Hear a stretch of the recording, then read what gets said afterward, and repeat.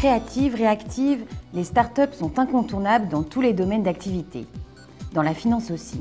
On les appelle les fintech, alliance de la finance et de la technologie. Leur point commun, le souhait d'offrir des services plus rapides, plus intuitifs et souvent moins chers à un plus grand nombre. Il y a deux types de fintech.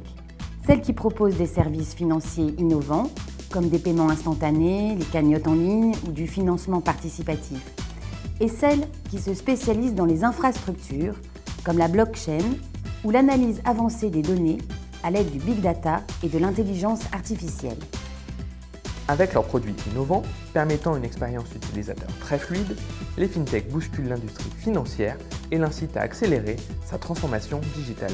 Appliquant l'adage anglo-saxon « If you can't beat them, join them », elles ont aussi intensifié leur coopération avec les acteurs innovants. La Banque de France, elle aussi, noue des contacts avec des fintech prometteuses et vient de lancer le Lab pour travailler avec elles. Ce qui contribue à faire progresser la culture du numérique et de la digitalisation.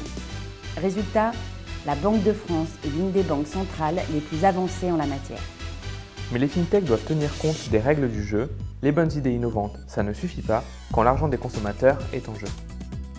Protection de l'argent des clients et lutte contre le blanchiment et le financement du terrorisme sont justement deux exigences absolues du gouverneur pour les startups de la finance.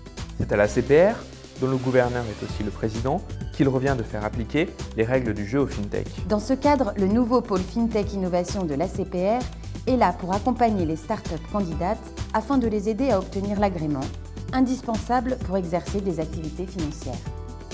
Pour accompagner les fintech au plus près, l'ACPR a accru sa collaboration avec l'AMF et ses échanges avec les acteurs du marché dans le cadre du forum FinTech, un lieu de partage et de débat lancé en juillet 2016.